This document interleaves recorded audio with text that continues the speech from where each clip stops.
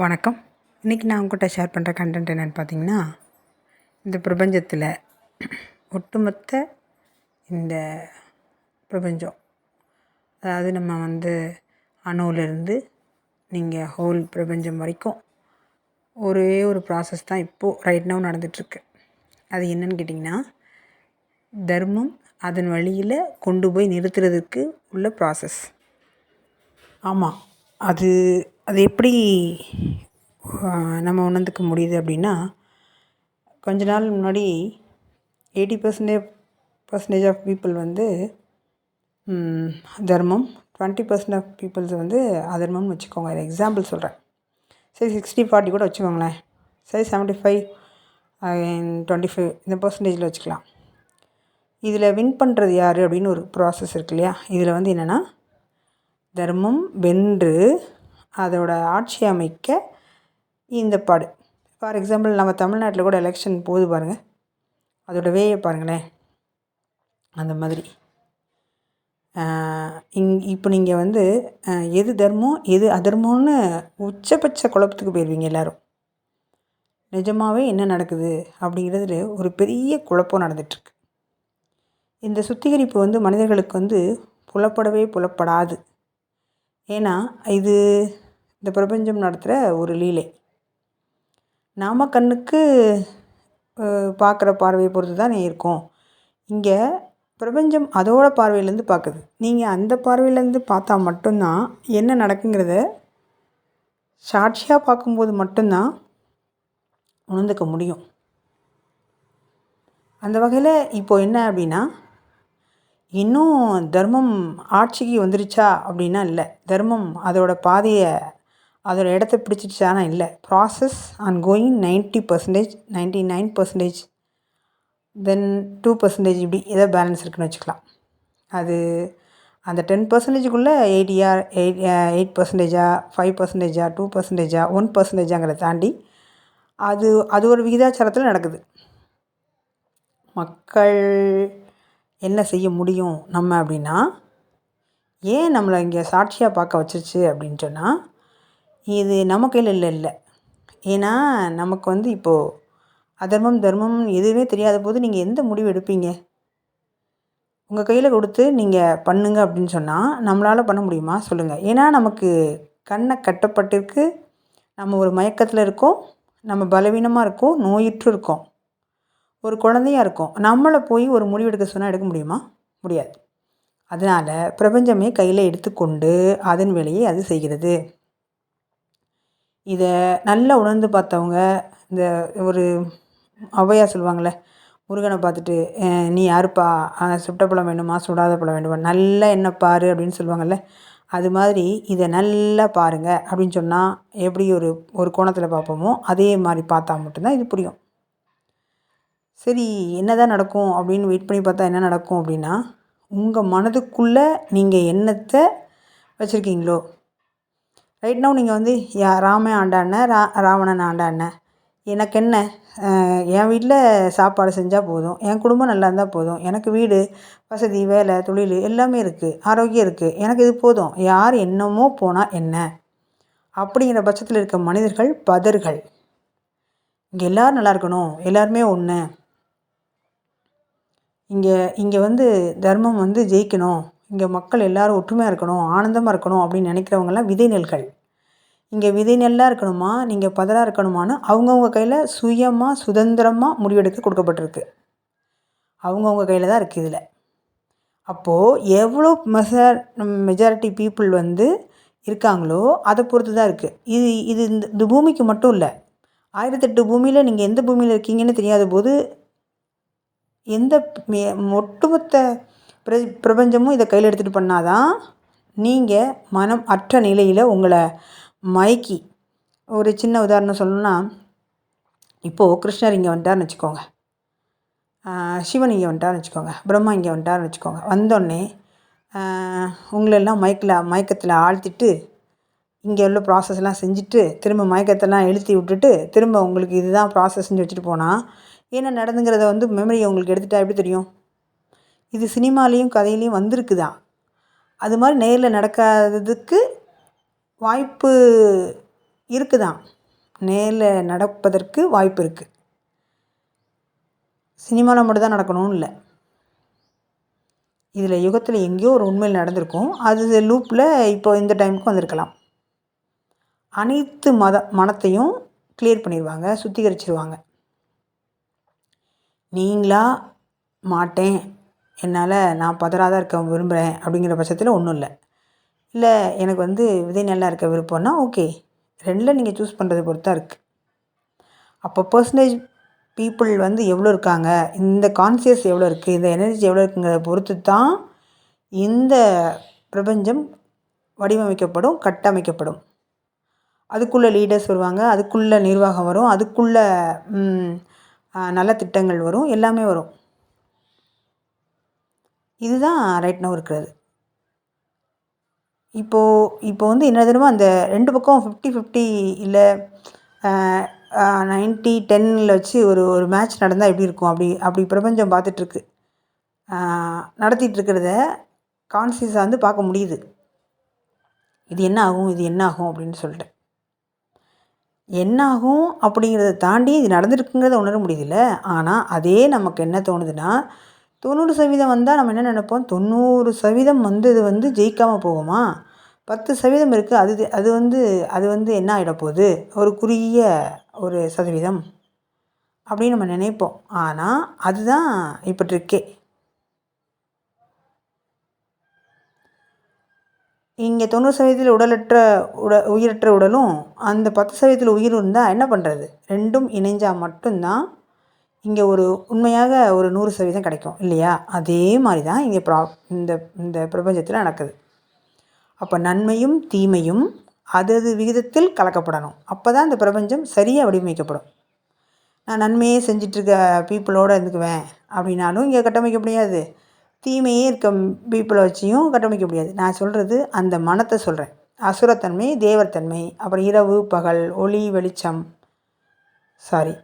ஒளி இருட்டு, இப்படி இந்த தன்மையை சொல்கிறேன். இந்த தன்மை மாறிக்கிட்டு இருக்கு, மாறுது, மாறும். அப்போது இன்னும் ஒரு 5 வருஷத்தில் அந்த ப்ராசஸ் கோயிங் ப்ளஸ் 5 வருஷத்தில் அது ஃபினிஷ் ஆகிடும். அப்போது நம்ம வேற ஒரு பரிணாமத்தில் இருப்போம். இந்த காலங்கிறது நமக்கு வேற ஒரு பரிணாமத்தில் நிச்சயமாக காமிக்கும்.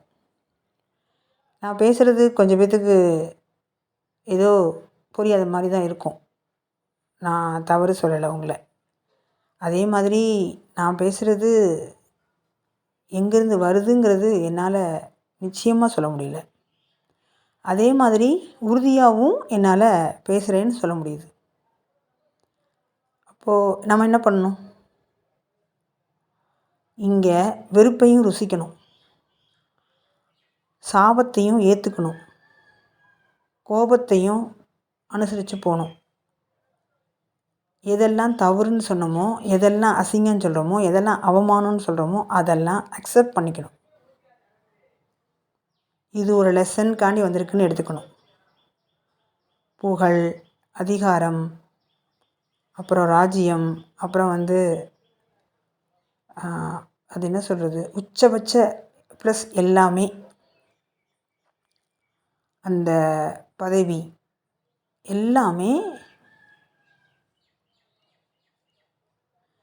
இங்கே ஒரு பொறுப்பொருளாக எடுத்துக்கணும். அதாவது நான் என்ன சொல்கிறேன்னா, இதுதான் உயர்ந்ததுன்னு நீங்கள் எடுத்துக்கக்கூடாது, இது தாழ்ந்ததுன்னு எடுத்துக்கக்கூடாமல் நடுநிலையில் நிற்கணும்னு சொல்கிறேன். இதுதான் இங்கே இந்த ரைட் நவ் ரொம்ப ரொம்ப ரொம்ப ரொம்ப முக்கியமான ஒரு மனம், அப்புறம் எனர்ஜி ஃப்ரீக்வன்சி, தென் அந்த கான்சியஸ், இதுதான் இங்கே வேணும். சரி, அது நடந்துருமா அப்படின்னா நடந்து தான் ஆகணும். சூரியன் முடிஞ்சிச்சுன்னா நிலா வரும், நிலா வெளிச்சம் இருட்டு ஆனோடனே திரும்ப பகல் வரும் இல்லையா. அந்த சூரியனும் சந்திரனும் இங்கே சமமாக்கப்படணும். இது என்னங்க அதிசயம் அப்படின்னா, ஆமாம், சூரிய குலமும் சந்திர குலமும் இங்கே இணையும். நம்ம சூரியகுலம் தனியாகவும் சந்திரகுலம் தனியாகவும் தனியாகவே நம்ம வந்து போட்டி போட்டுகிட்டே இருந்துட்டோம். ஆனால் ஒன்றுலேருந்து தான் ஒன்று தான் இந்த ரெண்டையும் உருவாக்குச்சு. இப்போ ரெண்டும் தனித்தனியாக ஒரு கட்டமைக்கப்பட்டு ராஜ்யத்தை உருவாக்கிடுச்சு. இப்போ ரெண்டுமே அந்த முதல்ல ஒன்று உருவாக்குச்சுல அந்த ரெண்டையும், அப்போ அந்த ஸ்டேஜுக்கு வரணும். இப்போ நான் சொல்கிறத இன்னும் கொஞ்சம் நீங்கள் ஆழமாக புரிஞ்சால் தான் புரிஞ்சிக்க முடியும். அப்போது சூரியத்தன்மையும் சந்திரத்தன்மையும் இங்கே ப்ளஸ் ஆனால் மட்டும்தான் இங்கே முழுமை நிறைவுங்கிறது கிடைக்கும். இந்த பூமிக்கு அப்படி என்னதாங்க ஆச்சு அப்படின்னா, ஞானத்தின் உச்சம். ஞானம் இங்கே டெலிகாப்டர்லேருந்து ஒரு விதை பூவு தூவுனா எப்படி இருக்கும், அது மாதிரி ஞான நிலை தூவப்படுகிறது. இங்கே அனைத்து மக்களுக்கும் ஞானம் என்ன சொல்கிறது புகுத்தப்படுகிறது. என்ன சொல்கிறது அவங்க கூட அவங்களுக்குள் கரைத்து ஊற்றப்படுகிறது. அப்போ நம்ம என்ன ஆகும் அப்படின்னா, விதை நெல்லாக பிரிக்கப்படுவோம், பதர் நெல்லாக பிரிக்கப்படுவோம், அவ்வளோதான். விதை நெல்லாம் ஞானம், பதர் நெல்லாம் அஞ்ஞானம், அவ்வளோதான். இப்போ என்ன கண்டிஷன் இங்கே வேணும்னா, எது விதை நெல் எது பதர் நெல்னு உங்களுக்கு புரியணும்ல ஃபஸ்ட்டு நமக்கு. இந்த கண்டிஷன்ஸ் இந்த ரூல்ஸ் அப்ளை பண்ணால் நான் விதை நெல்லா, இந்த கண்டிஷன்ஸ் அப்ளை பண்ணால் நான் வந்து பதரா அப்படின்னு உங்கள்கிட்ட ரெண்டுமே வந்து சொன்னால் மட்டும் தானே நீங்கள் சூஸ் பண்ணுறதுக்கு வசதியாக இருக்கும். அதுதான் நடக்குது இங்கே. நான் சரியாக சொல்ல வந்ததை சொல்லிட்டேன். அப்போது முடிவு நம்ம கையில் தான் இருக்குது. எல்லாமே நம்மக்கிட்ட கொடுத்தாச்சு, நீங்கள் முடிவு பண்ணுங்கன்னு. ஆனால் இந்த கான்சியஸ் என்ன பண்ணுதுன்னா வேடிக்கை மட்டும் பார்க்குது. சுத்த சாட்சி என்ன பண்ணுதுன்னா வேடிக்கை பார்க்குது. என்ன நடக்கும் என்ன நடக்கும் என்ன நடக்கும் அப்படின்னு. அந்த அறிவு மலர்ந்து என்ன சொல்லுது அப்படின்னா, இப்போது நன்மை நடக்கப் போகிறது அப்படின்னு சொல்லுது. அப்போ தீமை உள்ளவங்களுக்கெல்லாம் ஒரு வாய்ப்பு கொடுக்கப்பட்டு முடிந்து விட்டது. நீங்கள் மன்னிக்கப்படலாம், இல்லை தண்டிக்கப்படலாம். அது காலத்தின் கையில் கொடுக்கப்பட்டிருக்கு. அது செயலை பொறுத்து, காரியத்தை பொறுத்து. ஏன்னா ஒரு ஊரில் ஒரு தண்டனை இருக்கும், இன்னொரு ஊரில் தண்டனை இருக்காது. குவைத்துலலாம் வந்து அந்த மாதிரி பெண்களை கேவலப்படுத்தினா நடு ரோட்டில் தூக்கில் தொங்க விட்டுருவாங்க. இதே மற்ற நாட்டில் கண்டுக்காமல் விட்டுருவாங்க. ஆஸ்திரேலியா, பாகிஸ்தான் இந்த மாதிரி எக்ஸாம்பிள் நாட்டிலலாம் பெண்களை வந்து அங்கேயும் நீங்கள் டேட்டாவே பார்க்கலாம். இன்டெக்ஸ் பெண்கள் எந்த நிலைமையில் வச்சுருக்காங்க அப்படின்னு பார்க்கலாம். அப்புறம் அந்த ஃபெமினிசம் எந்த அளவுக்கு கொடுக்கப்பட்டிருக்குங்கிறத பார்க்கலாம். இந்த விதத்தில் இந்த 2 நாட்டையும் சொல்கிறேன். மற்ற நாடெல்லாம் ஓகேவானா, எனக்கு இந்த பேர் இப்போது வந்து ஞாபகம் வந்தது அதனால். சரி, அப்படி இல்லாத நாட்டில் கூட வச்சுக்கலாம். ஆனால் ஆஸ்திரேலியாங்கிறது ஆப்கானிஸ்தான். நான் ஆஸ்திரேலியான்னு சொல்லிட்டேன்ல. அதான்.